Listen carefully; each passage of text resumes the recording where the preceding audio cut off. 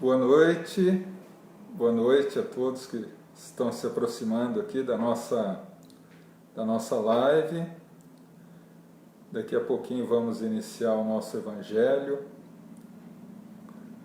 Uma ótima noite a todos.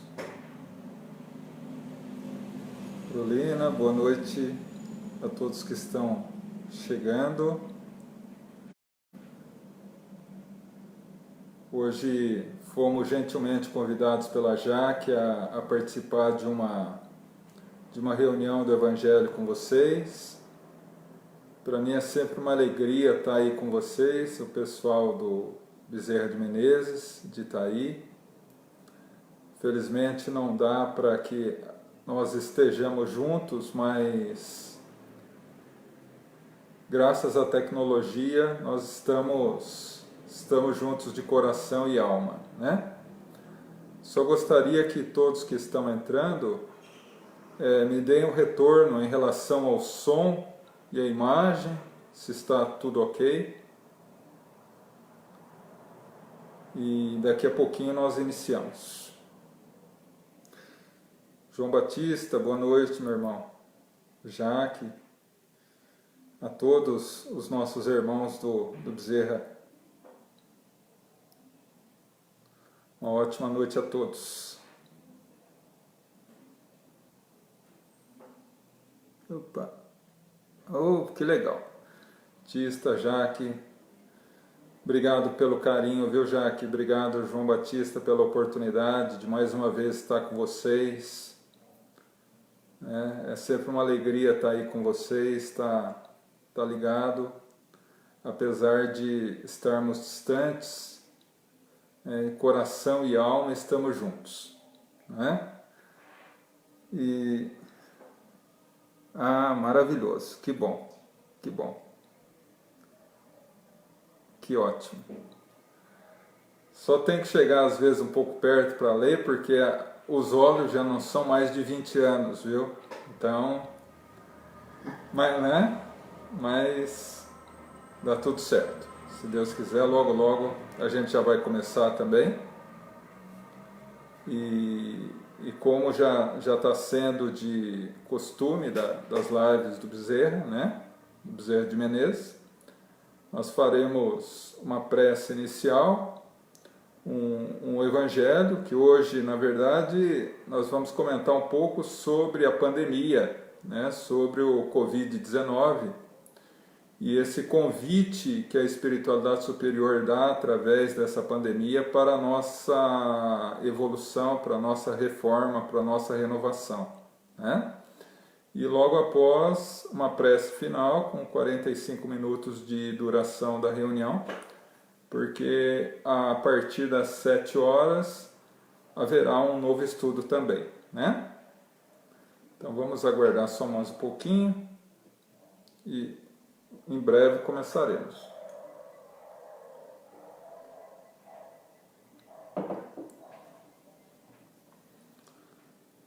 Aqueles que estão chegando agora, meu boa noite, meus sinceros votos de bem-vindos, né?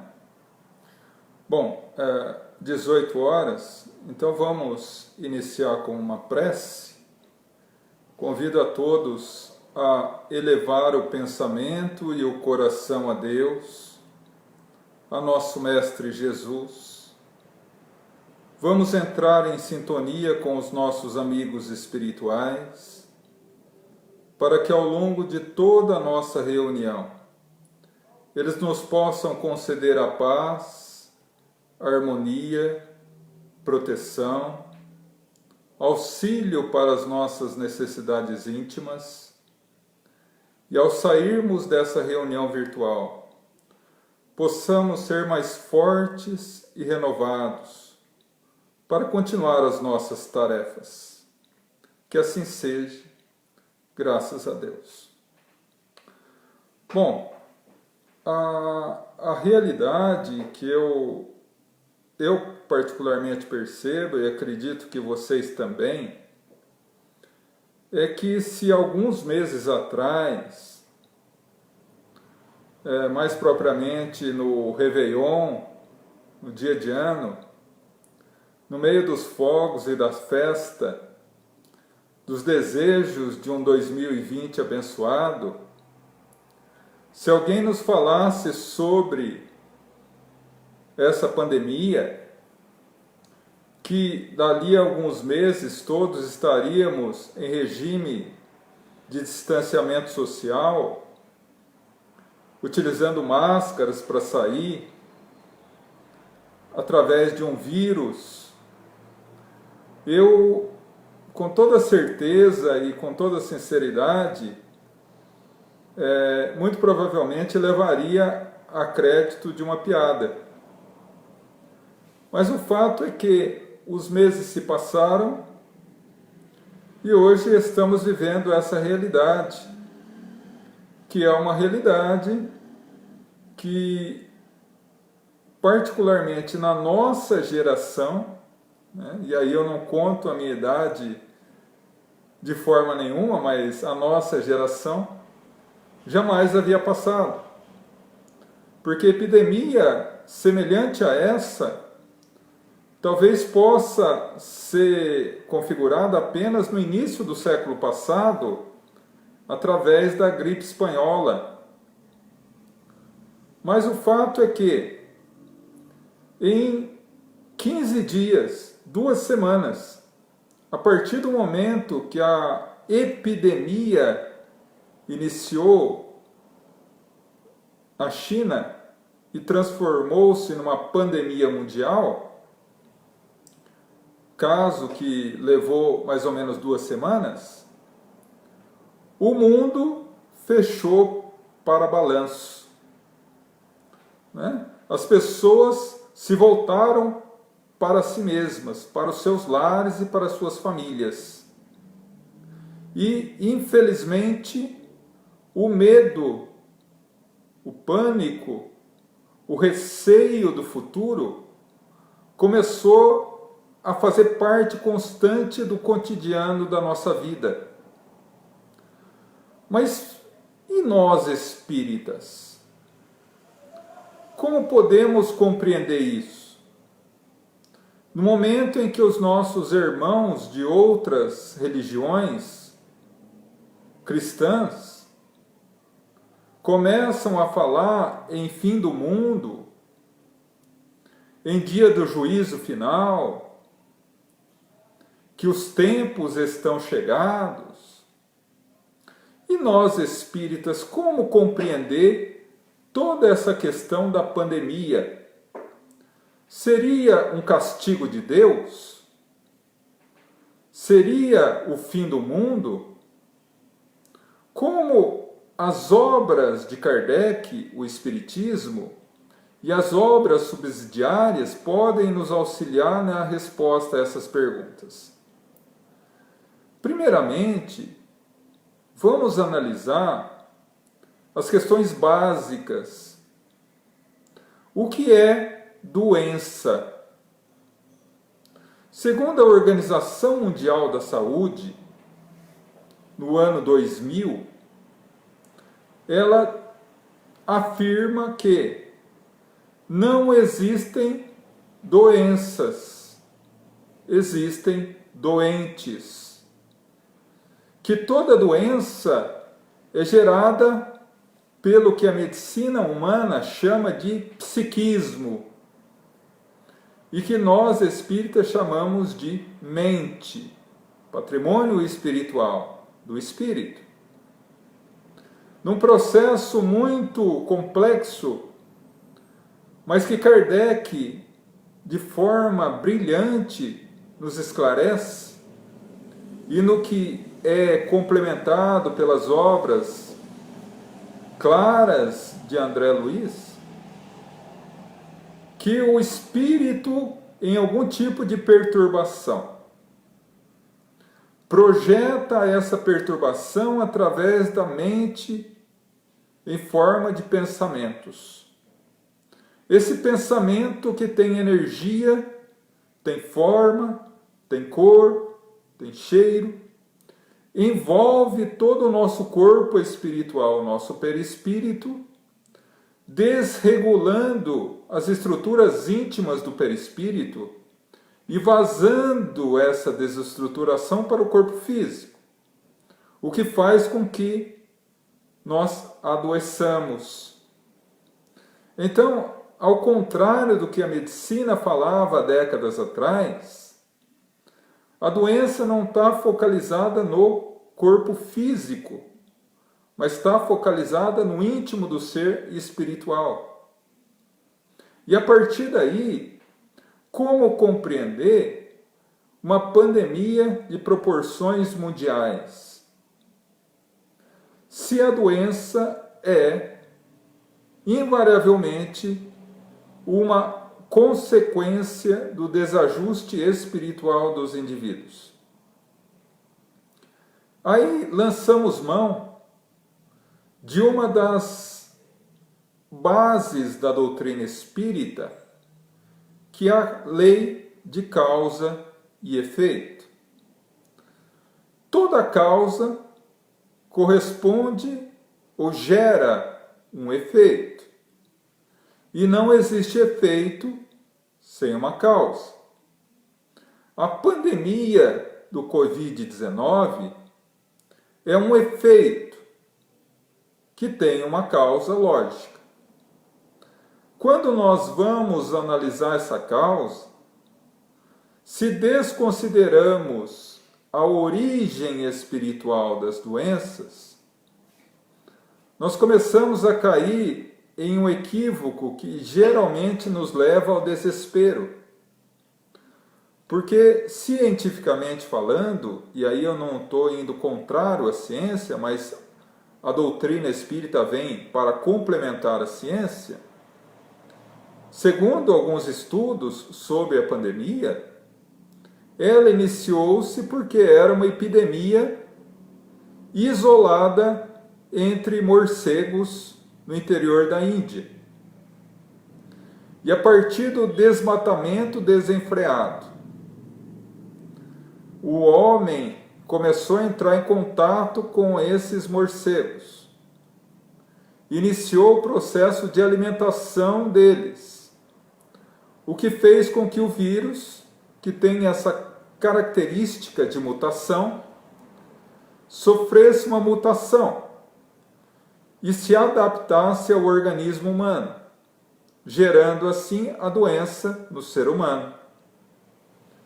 Primeiramente naquele pequeno povoado na China, após nas cidades próximas, até que chegasse pela tecnologia, pela facilidade de transporte, hoje em dia, ao mundo inteiro.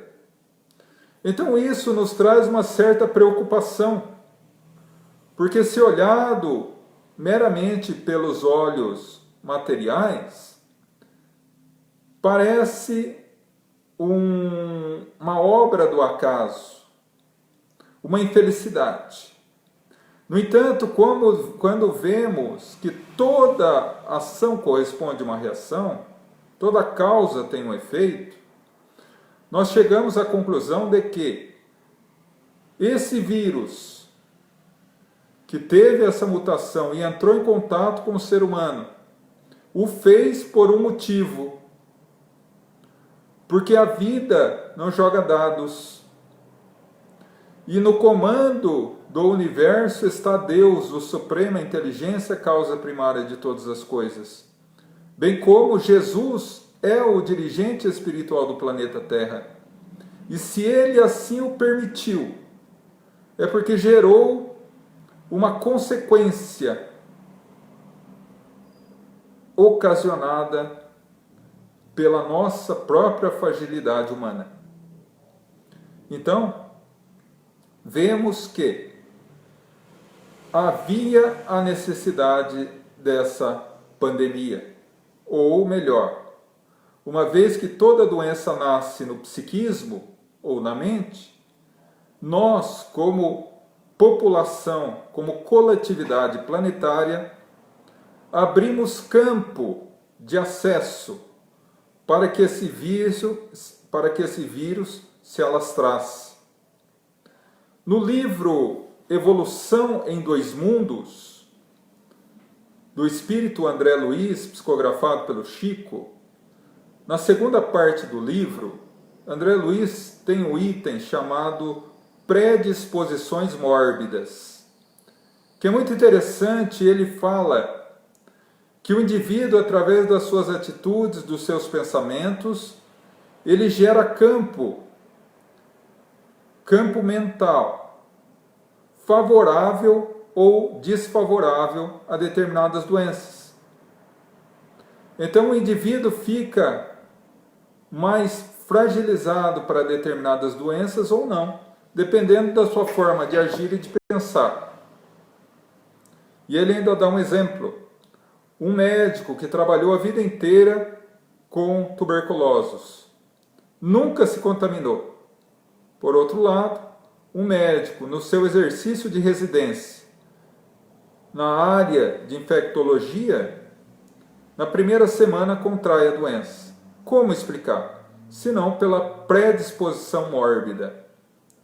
Será que não poderia ser esse o caso do planeta Terra? A humanidade, que está nesse processo tumultuoso de renovação, abriu campo para que esse vírus se alastrasse dessa forma. E para complementar essa tese, nós anexamos a ela, juntamos a ela, a própria transição planetária. Nós estamos em plena mudança de um planeta de provas e expiações para um planeta de regeneração. E naturalmente, que para que o mundo novo nasça, há necessidade de destruir o mundo velho. Mas calma, quando nós falamos em destruição do mundo velho e construção do mundo novo, nós estamos falando meramente no sentido moral da questão. Porque quando abrimos o livro dos Espíritos, na parte terceira, as leis morais da vida, há lá a lei de destruição. E quando nós espíritas olhamos a lei de destruição, ficamos meio preocupados. Mas em realidade, Kardec e os espíritos de luz nos mostram que a destruição em realidade é renovação. Destrói-se algo para que ele se renove. Como diz o grande cientista, na natureza nada se perde, nada se cria, tudo se transforma. Então, da mesma forma, o mundo está sendo transformado, mudando-se a consciência eminentemente instintiva e vinculada às teias e os grilhões, às algemas do mal, para uma consciência mais liberta, vinculada ao Evangelho de Jesus. E aí, nessa mesma lei morais da vida, lei de destruição, encontramos os flagelos destruidores. Situações que arrebatam, que levam milhares de vidas físicas, dezenas, centenas, às vezes milhares de vidas físicas, em curto espaço de tempo. E Kardec, na questão 740 do Livro dos Espíritos, pergunta: os flagelos destruidores têm um objetivo moral de transformação do ser humano? E o Espírito de Verdade responde: sim, tem sim. Porque exercita no ser humano a sua inteligência, bem como a sua paciência e resignação para com as leis divinas, auxiliando a evoluir muito mais rapidamente, através desse processo de destruição e renovação, que é um processo de transformação do íntimo. Uma vez que nós sabemos, através da doutrina espírita, que toda destruição é moral, no sentido da transição planetária. Agora, a questão 738, Kardec faz uma pergunta que talvez muitos de nós estejamos fazendo agora. Não teria Deus outros meios mais suaves para orientar o indivíduo ou as pessoas a modificar moralmente? Teria que lançar mão dos flagelos destruidores? Questões mais fortes, mais firmes, como maremotos, terremotos, furacões, tempestades tropicais e uma pandemia como essa? E o Espírito de verdade responde de forma clara: sim, Deus tem outros meios mais suaves. No entanto, quando o homem se faz surdo a esses chamados sensíveis e brandos, há necessidade que o chamado venha de forma mais austera, forma mais firme, para que o homem se modifique. Então, quando vem questões mais firmes e contundentes, não é porque Deus nos castiga, é porque na maioria das vezes nós não ouvimos os chamados suaves e amorosos. Eu me recordo de uma história de Humberto de Campos, psicografado por Chico Xavier em um dos seus livros de contos, chamado O Anjo Cinzento. Ele conta que Deus concede ao homem vários anjos para orientá-lo no seu processo de evolução na Terra.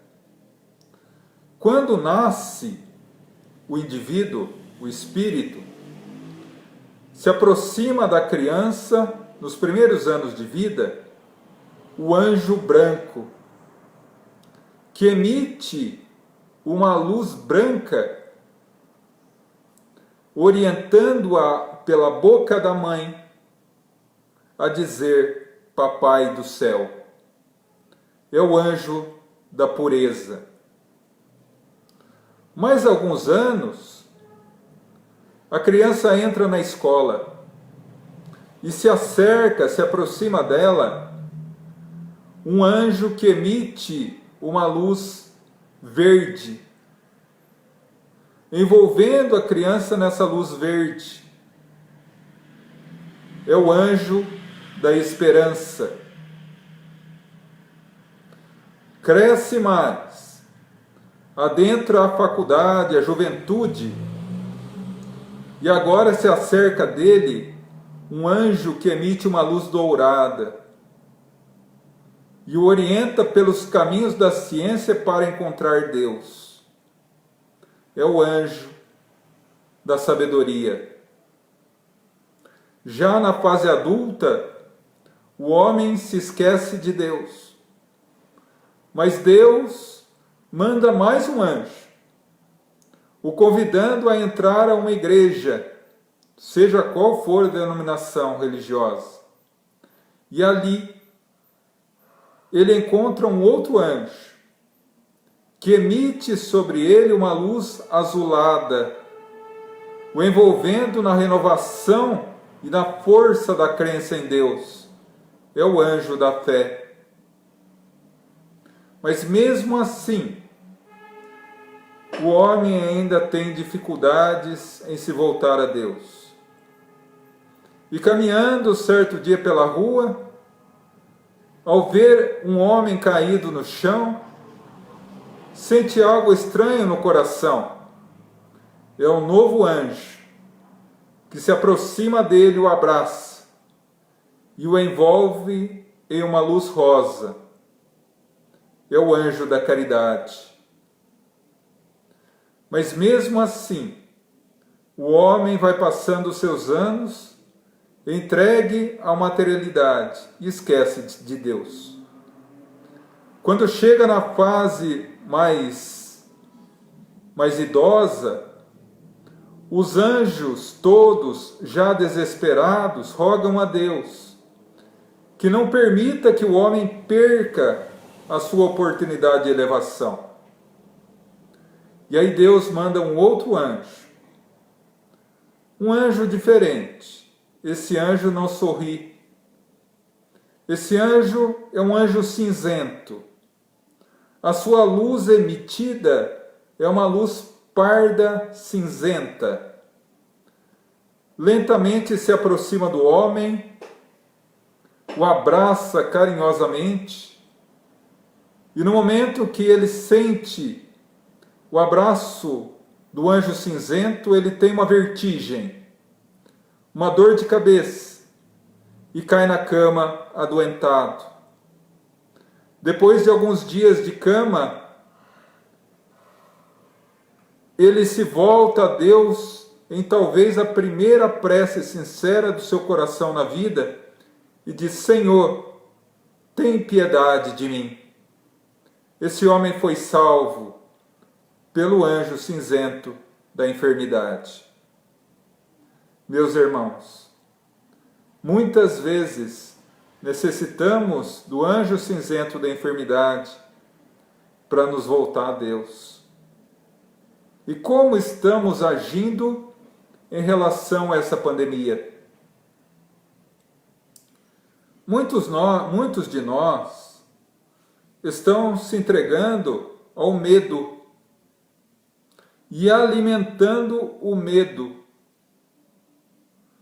Nós sabemos que o medo é um sentimento natural do ser humano e benéfico, porque nos auxilia a não nos expor, a não correr riscos desnecessários. Mas o medo, quando exagerado, nos aprisiona em nós mesmos. E quantas vezes nós vemos pessoas, colegas, amigos, apavorados, com medo, muitas vezes contaminados por essas notícias exageradas da TV, no sentido de estar provocando e incitando o medo na população constantemente através da TV, do rádio. Naturalmente que aqui, com isso eu quero dizer, não que nós tenhamos que ser alienados em relação às notícias, não. Devemos saber todos os meios de prevenção. Devemos conhecer todos os meios de nos resguardar. Mas essa forma do jornalismo, como que eu posso utilizar a palavra correta? O jornalismo fúnebre, que quase sente um prazer mórbido em hora a hora dizer o número de mortos, o número de contaminados, e que não leva a lugar nenhum a não ser ao próprio medo. Existe uma antiga lenda persa que narra que certa vez o anjo da doença foi a Bagdá. E havia um homem, um jovem homem, sentado à porta e disse ao anjo: O que fazes em Bagdá, anjo da doença? Venho a Bagdá para levar, através da doença, 10.000 pessoas. E entrou na cidade. Ao sair dela, o jovem homem ali estava e disse: Anjo da doença, tu és um mentiroso. Disse que levaria 10.000 e levou 100.000. O anjo da doença sorriu e disse: Não, eu levei 10.000 pela doença. Os outros 90.000 morreram de medo. E o medo é um germe, é um vírus que nos corrói a alma e a esperança. E devemos lutar contra ele. E como a melhor forma de lutar contra ele, se não sabendo as causas que levaram a essa pandemia? Sabendo que todo efeito tem uma causa, qual é a causa primordial, qual o objetivo de Deus nos permitindo passar por essa situação? Ao meu modesto ponto de vista, existem dois. Nós estamos em franco processo de transição planetária. Os espíritos estão nessa última encarnação aproveitando as últimas oportunidades de um planeta de provas e expiações, para evoluir o quanto puderem, para se manterem na Terra, naquilo que Jesus chama de forma belíssima no Evangelho de Mateus, na nova Canaã, na nova Jerusalém renovada. Então, para isso, a pandemia vem com o objetivo de quebrar um pouco a nossa materialidade. Porque durante séculos nós vivenciamos o exterior, o trabalho, o dinheiro, as relações sociais, as relações de trabalho, as relações na sociedade de uma forma geral, e vamos nos esquecendo lentamente do nosso íntimo. E a pandemia nos fez obrigatoriamente a retornar ao seio da nossa família, nos convocando a uma viagem para o íntimo de nós. Quem sou eu? Quais são os meus pontos fracos? Quais são os meus pontos fortes? Como está a minha relação com a minha esposa, com meu marido, com meus filhos, com meus familiares? Como está a minha relação com Deus? Uma vez que o nosso Cristo nos disse amar a Deus sobre todas as coisas e ao próximo como a si mesmo, como poderei amar a Deus se eu não amo o próximo? Como eu posso amar ao próximo se eu não me amo? E quem é o meu próximo mais próximo, senão os meus familiares? É uma oportunidade abençoada que a divina providência permite que possamos pausar na correria alucinada da rotina, para que possamos observar o íntimo de nós. Como eu estou agindo em relação a mim e ao meu próximo? É o momento de orar, é o momento de leituras edificantes, é o momento de mentalizar e meditar sobre como eu posso mudar moralmente. É o momento de começar a observar se eu estou dando todo o amor e todo o carinho que minha esposa, o meu marido, que meus filhos, que meus familiares merecem. Ou estou utilizando a minha família como um meio eminentemente material, dando presentes nas datas festivas, dando tudo o que é necessário, menos o amor, o carinho, a presença. Outro dia, uma criança, filha de um amigo meu, chegou a ele e disse: papai, como Deus é bom, e deu para nós esse corona, ela chama de corona, esse corona. E o pai achou estranho aquilo, né? Falou: por quê? Porque antes o senhor só me via dormindo, saía cedo e voltava à noite. E agora, graças ao corona, o senhor brinca comigo todo dia.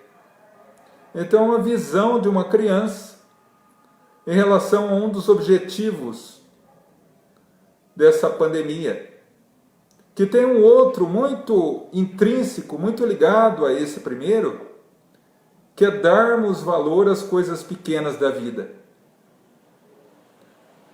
Nós dávamos valor a um abraço, a um carinho, a uma conversa. Hoje, com toda certeza, damos. Como gostaríamos de nos reunir e nos abraçar? Como gostaríamos de nos reunir em uma festa social e conversar, demonstrar o nosso carinho em público, estarmos unidos, mas a pandemia nos retira isso. Então tem dois grandes objetivos que é o ser humano voltar a si mesmo e analisar como está o seu processo de evolução. Tem muitos que dizem: não vejo a hora de acabar essa pandemia e tudo voltar ao normal. Não. Depois dessa pandemia, nada será normal. Sairemos não para voltar ao normal, mas sairemos dela melhores do que quando entramos, moralmente. Quando eu penso nessa pandemia, e muitos falam: nossa, foi tão rápido, 15 dias o mundo parou. Eu me recordo da minha época de criança, no ginásio, que hoje é o fundamental. Em dados momentos que nós estávamos na sala de aula, e o professor entrava e sem mais nem menos dizia: cadernos e livros embaixo da carteira, faremos um exame surpresa. E todo mundo ficava assustado, pois pegava uma folha, um papel, e ele ia passando as questões para o exame surpresa. E ali nós víamos que aqueles que estudavam todos os dias, que prestavam atenção na aula, saíam muito bem desse exame. Mas aqueles, porém, que não assistiam direito às aulas, que não estudavam, que estavam meio preguiçosos em relação ao estudo, ficavam apavorados. É o fim do mundo, como dar um exame de surpresa? Essa pandemia eu relaciono a um exame de surpresa que Jesus aplica em nós. Essa pandemia veio como a chacoalhar o planeta e a humanidade, para que Jesus avalie como anda a nossa evolução moral. Se o exame escolar avaliava a nossa evolução escolar, essa pandemia está avaliando a nossa evolução moral. Como estamos agindo em relação a ela? Porque muitos estão se voltando mais à família, dando valor àquilo que antes não tinha tempo de dar, vinculando-se ao estudo de questões importantes da vida. Mas tem pessoas que estão extravasando os seus piores sentimentos. Nunca houve tantas brigas domésticas e tantas separações. Por quê? Porque essa pandemia está vazando para fora, para o exterior, aquilo que nós guardamos durante décadas dentro de nós. Aqueles corações ainda encharcados pelo egoísmo e orgulho, extravasam agora isso. Aqueles que trazem já a semente luminosa do Evangelho e se fortalecem, se preocupam nesse desenvolvimento, começam a demonstrar nessa pandemia atos de amor, de generosidade, de caridade, porque é um exame. E Jesus já nos falava sobre isso há 2000 anos. E Kardec já nos falava isso há 163 anos, quando disse que uma das marcas principais do processo de renovação da Terra, de transição planetária, seria exatamente as dificuldades sociais e morais que os indivíduos iriam passar. Mas nesse momento e nesse contexto, não podemos nos esquecer de Jesus. Jesus está no leme. Ele nos orienta. E ao contrário de nos perturbarmos, precisamos nos voltar a Ele e rogar. Nos auxilia, Senhor, para que eu possa tirar dessa situação o melhor proveito e o melhor aprendizado que eu puder para a minha vida. Que eu saia dessa pandemia melhor. E aí eu me recordo de uma passagem evangélica. Jesus estava às margens do lago de Genezaré. Fazia acompanhado pelos apóstolos, já era a tardezinha, quando Jesus convida os apóstolos a atravessarem o lago para outra margem. Enquanto eles começavam a travessia, anoiteceu. De uma hora para outra, uma tempestade se avizinha. Os ventos fortes, os raios. A pequena barca de Simão Pedro ameaçava virar. Quando Jesus dormia serenamente.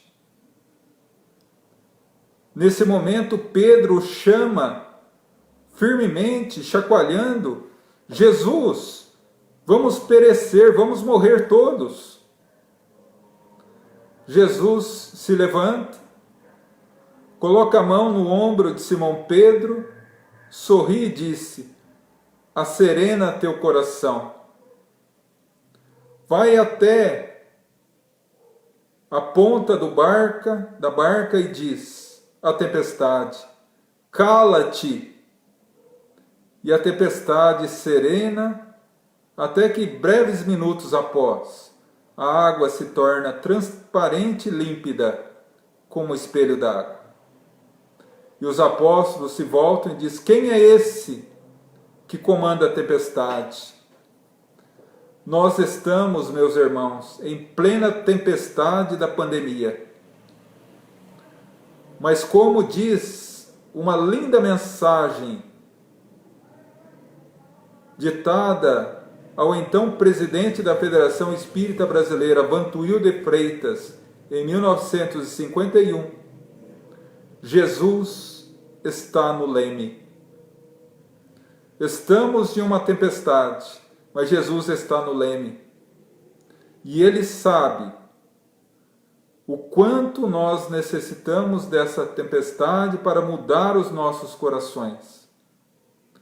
E assim que a lição for aproveitada, assim que a lição já passar para nós tudo aquilo que necessita passar, Jesus serenamente levantará na barca e olhará para essa tempestade da pandemia e dirá a ela: cala-te, e tudo desaparecerá. O que restará? Nós, renovados e fortalecidos, para continuar a nossa caminhada na Terra, levando dessa pandemia a lição imortal da renovação íntima, dos valores morais dentro do lar. Lembrando que nós espíritas muitas vezes caímos na armadilha da transição planetária, achando que o planeta de regeneração chegará e nos convidará a visitar ou a viver a sua plenitude, esquecendo que todo efeito remonta a uma causa e toda causa tem um efeito. Nós que estamos encarnados na Terra nesse momento de transição, somos convocados pelo Cristo a nos levantar, arregaçar as mangas e trabalhar, cada um, para que possamos fazer a renovação do planeta em nosso coração, depois em nossa família, estendendo-se ao nosso grupo social, para que juntos possamos, felizes um dia, ver que essa renovação alcançou a humanidade inteira. E finalmente podemos dizer que fizemos a nossa parte para que a profecia de Jesus se fizesse. Dia virá que toda a humanidade será um só rebanho, sob o comando de um só pastor. Assim, meus irmãos, é a nossa visão a respeito dessa pandemia. Que possamos seguir as orientações médicas e sanitárias, com todos os cuidados possíveis e orientáveis, mas que não nos entreguemos ao medo e aproveitemos essa oportunidade para renovar a nós mesmos. Que Deus nos abençoe a todos. Agradeço profundamente a vocês, mas antes do agradecimento, eu gostaria de convidá-los a fazer a nossa prece de encerramento, para que possamos, após, encerrar a nossa reunião e daqui a pouquinho partir para o estudo. Eu convido a todos a elevar o pensamento e o coração a nosso Mestre Jesus, que dirige a nossa humanidade o destino de todos nós, rogando ao Mestre da vida que nos abençoe, que nos fortaleça, que nos ampare, para que possamos vencer essa dificuldade, para que possamos evoluir sem jamais esquecer o nosso irmão em necessidade, para que possamos ter uma noite de paz, uma semana de bênçãos, e que a sua imperecível luz sempre nos ilumine, para que estejamos fortalecidos a trabalhar pela renovação íntima e pela renovação da humanidade inteira. Que assim seja, graças a Deus. Muito obrigado, meus irmãos. Gostaria, nesse momento, de abraçar cada um de vocês. Mas como não posso, desejo que meu abraço mental, que meu abraço emocional, que o abraço do meu coração, nesse momento, atinja cada um de vocês.